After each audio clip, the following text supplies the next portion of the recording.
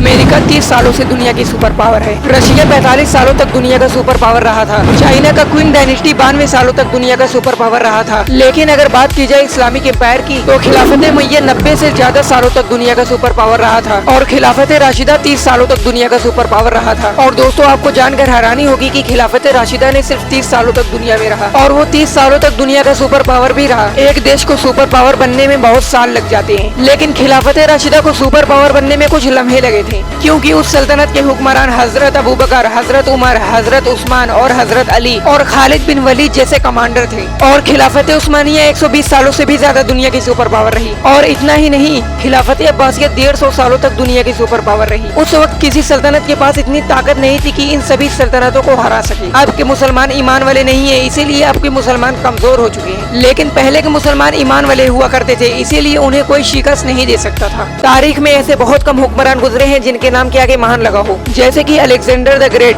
Cyrus the great, Ashoka the great, Akbar the great. लेकिन तारीख में एक ऐसा भी शख्स गुजरा है जिसके बारे में रसूलुल्लाह सल्लल्लाहु अलैहि वसल्लम ने खुद फरमाया कि मेरे बाद अगर कोई नबी होता तो वो उमर होता। महान अल्फाज हजरत उमर के नाम के आगे बहुत छोटा है। तारीख में जिन बादशाह को महान बोला गया, उन्हें हजरत उमर ने जड़ से उखाड़ फेंका था। कोई भी ऐसा बादशाह या शहंशाह नहीं गुजरा होगा जो जमीन पर सोता हो और उसकी हुकूमत लाखों स्क्वायर किलोमीटर तक फैला हो। दोस्तों, तारीख में ऐसा कोई भी हुक्मरान नहीं गुजरा होगा जो मस्जिदों में झाड़ू लगाता हो और उसके कदमों में दुनिया की ताकतें गिरी हुई हो। यह सिर्फ हजरत उमर इब्न अल खत्ताब रजी अल्लाह ताला अन्हु है। सिकंदर और सारस जैसे लोग किताबों में आपको मिलेंगे, लेकिन हजरत उमर का नाम किताबों में नहीं दिखाना चाहते हैं, क्योंकि अभी भी मुसलमानों के अंदर वो जज्बा है कि वो अपनी तारीख को पढ़कर अपनी तारीख को दोहराने की ताकत और कुव्वत रखते हैं।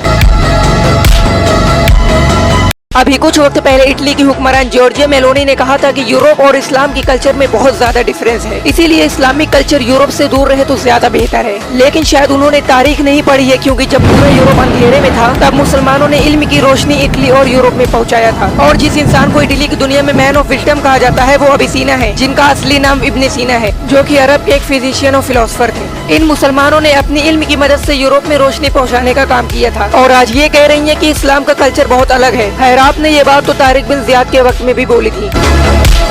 सऊदी अरब के एक बहुत बड़े आलिम जिन्होंने अपने बयान में फरमाया है कि ये जो आज इजराइल और फिलिस्तीन की जंग हो रही है और उसमें हजारों मुसलमान शहीद हो चुके हैं, आप अल्लाह से कितनी भी मदद मांग ले, लेकिन अल्लाह की मदद नहीं आएगी, क्योंकि अल्लाह ने कभी भी अरबों की मदद का दावा नहीं किया था। जब तक ये इस्लाम और इजराइल की जंग ना बना दिया जाए, तब तक अल्लाह आपकी मदद नहीं करेगा। आज से 1400 साल पहले आप सल्लल्लाहु अलैहि वसल्लम के मुकाबले में अरबों की तादाद बहुत ज्यादा थी और अल्लाह ने उस वक्त मदद अरबों को भेजी थी, क्योंकि अरबी इस्लाम को मानने वाले थे। जब अरबों की खिलाफत अब्बासिया खत्म होने लगी और लोगों को यही लग रहा था कि इस्लाम मिट जाएगा, लेकिन अल्लाह ने तुर्कों के जरिए इस्लाम को फिर से बुलंद किया और इस्लाम अपने उरूज पर पहुंच गया। तब बैतुल मुकद्दस भी महफूज था। कुरान के ऐसी चौंका देने वाली सच जो आपको हैरान कर देगा। सबसे पहले, कुरान शरीफ एक ऐसी वाहिद किताब है जिस पर सबसे ज्यादा रिसर्च किया जाता है और साइंस ने भी ऐसी कई चीजों को प्रूव किया है जिसका इशारा कुरान शरीफ में 1400 साल पहले ही कर दिया गया था। दोस्तों, साइंसदानों को रिसर्च में पता चला कि आसमान में ओजोन लेयर है जो हमको सूरज के रेडिएशन से बचाती है, और अगर ये ओजोन लेयर ना होता तो इस जमीन पर बेइंतहा गर्मी होती और इस जमीन पर जिंदगी का नामो निशान ना होता। इस ओजोन लेयर की वजाहत कुरान में सूरह अंबिया में कुछ इस तरह से मिलती है,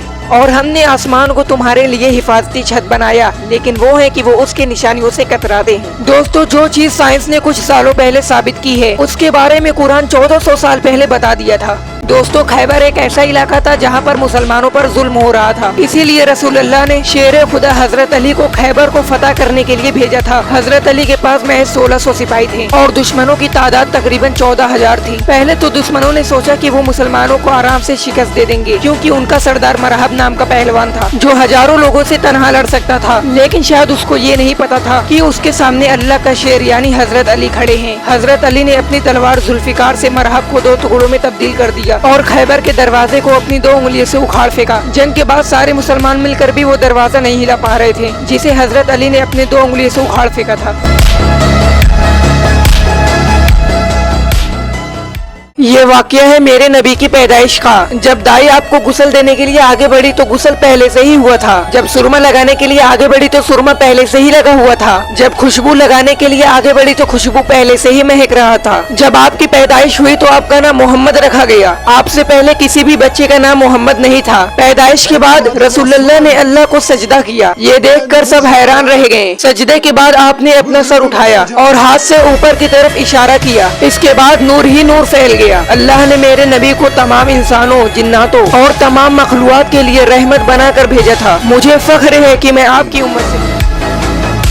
अमेरिका का फेमस रैपर टेंटेशन कहता था कि ठीक 1 साल बाद लोग मेरी पूजा करेंगे, लेकिन अंजाम क्या हुआ? ठीक 1 साल बाद किसी ने उसकी गर्दन पर गोली मारकर उसकी जान ले ली। टाइटैनिक को बनाने वाले ने कहा था अगर खुदा भी चाहे तो वो भी इस जहाज को डुबो नहीं सकता, लेकिन अंजाम क्या निकला? 2 हिस्सों में तकसीम होकर डूब गया था टाइटैनिक और अपने साथ कई जानों को भी ले गया। ब्राजील का नेता टेनक्रेडो नेविस कहता था कि अगर मैं एक बार इलेक्शन जीत गया तो खुदा भी चाहे तो वो भी मुझे प्रेसिडेंट बनने से नहीं रोक सकता। अंजाम क्या निकला? वो प्रेसिडेंट बनने से पहले ही बीमार पड़ गया और उसकी मौत हो गई। ब्राजील का फेमस सिंगर कैजोजा स्टेज पर धुआं उड़ाते हुए कहा था कि ये धुआं खुदा के लिए है। अंजाम क्या निकला? उसका सिर्फ 32 साल की उम्र में कैंसर की वजह से दर्दनाक मौत हो गया था। स्टीफन हॉकिंग कहता था कि खुदा का कोई वजूद नहीं। अंजाम क्या निकला? सिर्फ 22 साल की उम्र में बीमारी के चलते पैरालाइज हो गया और कुछ सालों बाद जिंदगी से हाथ धो बैठा। और फिरौन कहता था कि मैं खुदा हूँ, मेरे सामने सजदा करो। अंजाम क्या निकला? वो पूरे लश्कर के साथ पानी में हलाक हो गया।